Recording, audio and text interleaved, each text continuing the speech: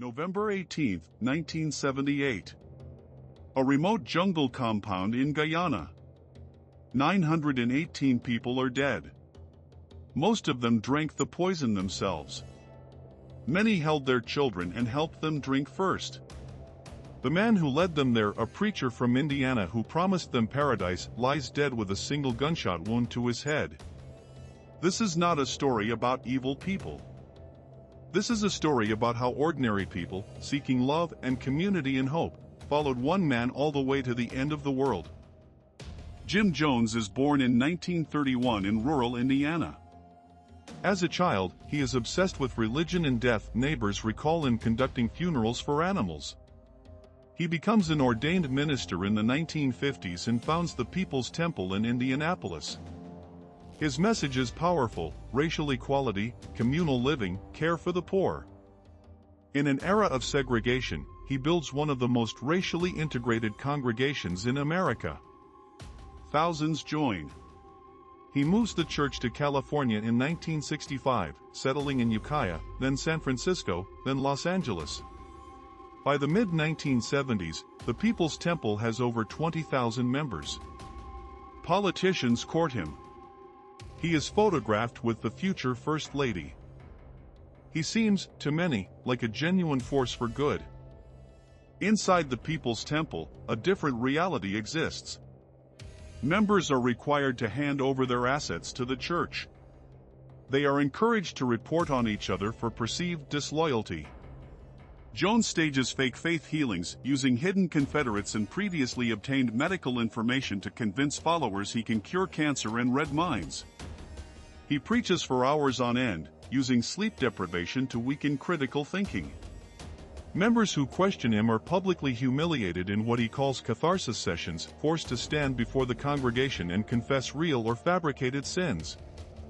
They are then beaten, sometimes by their own family members, as punishment.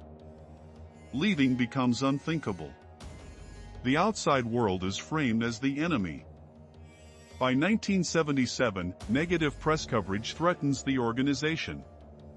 Jones moves the core of the church to a jungle settlement in Guyana, a remote agricultural commune he calls Jonestown. Over 900 members follow. What they find is not paradise. The conditions are brutal: inadequate food, mandatory labor from before dawn until after dark, armed guards patrolling the perimeter.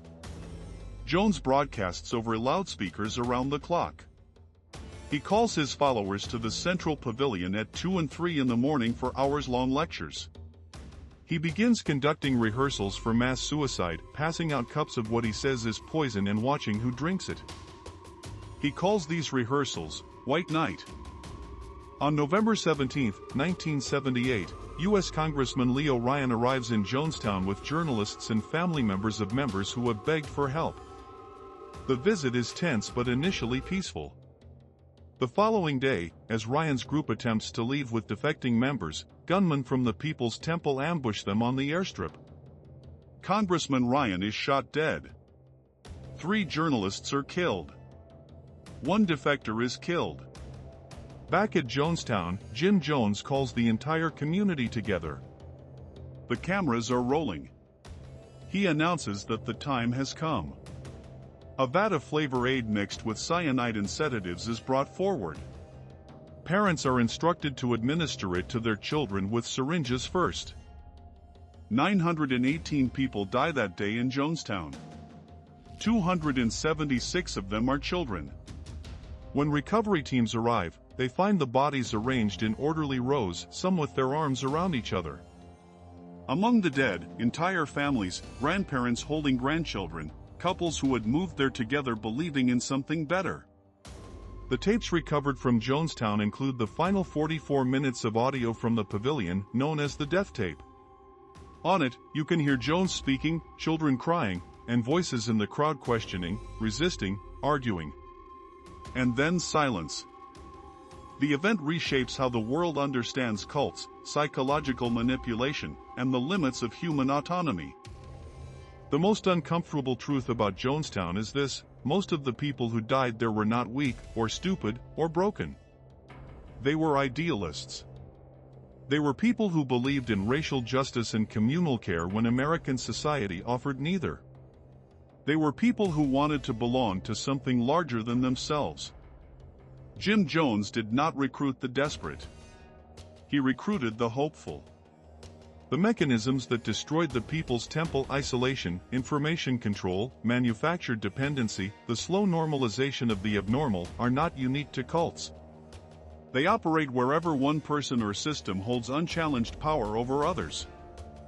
Jonestown did not happen because 900 people were foolish.